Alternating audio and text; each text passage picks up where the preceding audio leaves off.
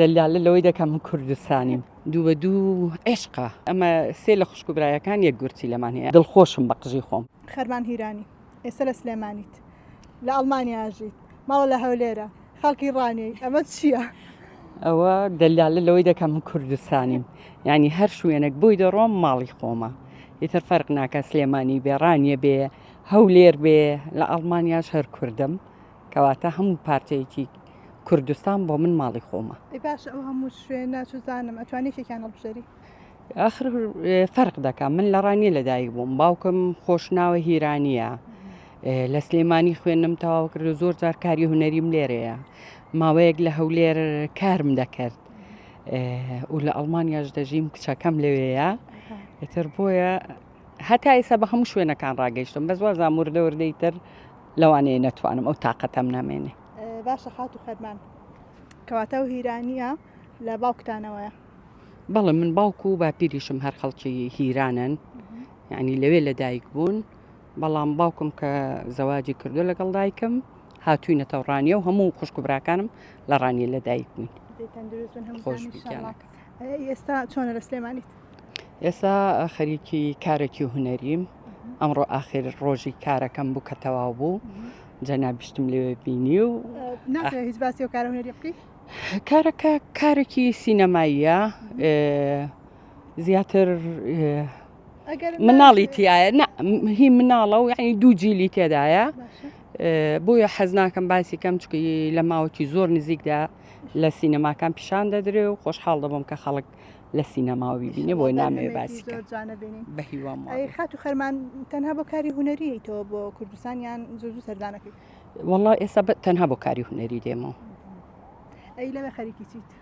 لەوێ من دەرسم خوێندۆ 4 ساڵ پیتاگۆگیم خوێندۆ ینی پەروەردەی مناڵ هەر لە مەجای شانۆ کارکردن لەسەر جەستەی مناڵ بەڵام ئێستا لەوێ کار ناکەم نی بەهۆی ساڵونی وەک کارم کرد دوایی بەهۆی ینی تەندروستیمەوە نەمتوانی لە کارەکە بەردەوام بم ئێستا خۆم ئامادە کردو هەر وەکو دایکێک لە ماڵەوە و کچێکی نازدارم هەیە و ئەوەندەی توانام هەیە و ئیشیش هەبێ کاری هونەری دەکەم. ژیان لەگەڵ کچەکە تا چۆنە دوو بە دوو؟ دوو بە دوو عێشقە ژیان خۆشترین کاتی ژیانم لەگەڵ کچەکەمە ینی هەموو دنیای منە کچەکەم. بیری ناکە ئێستا؟ بێگومان نەک ئێستا هەموو لەحزەیەک بیری دەکەم. لێرەوە چی پێڵێ؟ لێرەوە پێی دەڵێم بۆ خۆشی دەزانێ دەڵێم تۆ گەنجینەی منی دایکت لە پشتە و خۆشم دەوێ و من قوربانت بم منی زۆر زۆر دڵخۆشم کە کچێکی زۆر زۆر باشم هەیە و کچێکی زۆر عاقڵم هەیە بۆیە بەڕەحمەت بە دایکم دەیوت چەند من لێت ڕازیم خوا هەزار ئەوەندە لێت ڕازی بێ بەڕاستی منی شەروا بە کچەکەم دەڵێ. خی گەورە بەکتان هێڵێ قوربانت بم سپاس. خات و تەلار ئێوە حەو خوشک و بران من خەرمانم لێت توش لێت تێک چوو بەس قەی ناکە مشکلە نییە فەرق ناکە ئێوە حەو خوشک و بران ئەو باسی خوشکەکانیشتم کرد بۆیە بە هەر حوتان چەند گورچی لەتان هەیە؟ ئەمە بە حەوتمان ڕاو بە حسابی کەم نۆ خۆی دەبێ هەمان بێ ئەمە سێ لە خوشک و برایەکان یەک گورچی لەمان هەیە ینی بە سێ خوشک و برا من و تەلار و کارزان سێ گورچی لەمان هەیە. باشە خات و خەرمان ئەو هەستە چۆنە کە بەشێکی جستەی خۆت ئەی با خوشکێکە یاخود برایەکە؟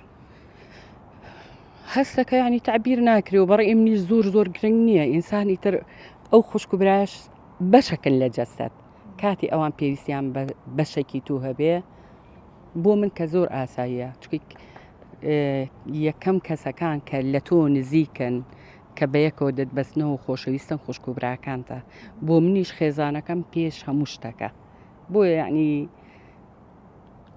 بەداخەوە من نەمتوانی ینی خوشکەکەم ڕزگار بکەم بەڵام هەر دڵخۆشم ئەوەی لە توانای خۆم بوو کە کردم بۆی.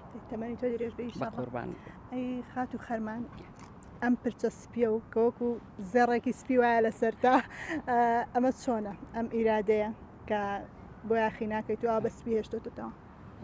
هەر ڕاستەکەی زۆر دەمێک بۆ قژم سپی ببوو زۆر بۆیم دەکرد بەس هەستم کرد هیلاک بووم ئیتر بۆ خۆشم حەز دەکەم لەگەڵ تەمەنی خۆم بژین کاتێک ئیتر تاڵەکان لە حەدی خۆی زیاتر سپی بوو مشکلەکەی منەوەیە تاڵی ڕەشی تێدا نییە بۆی تر ماوەی 3 ساڵە لێگەڕام کە بە سروشتی خۆی سپی بێتەوە. بە زۆر لەو هاتووە. زۆر سپاس.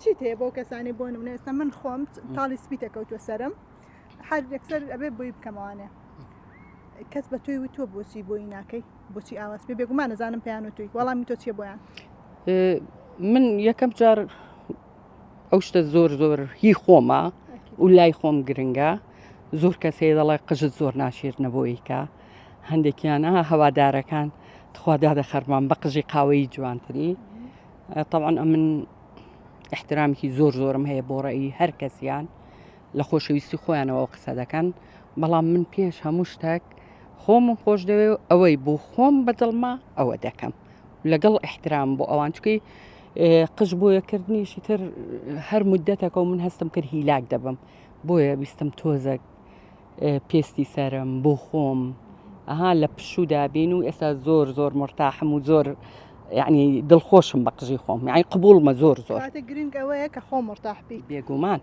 بێگومان وایە.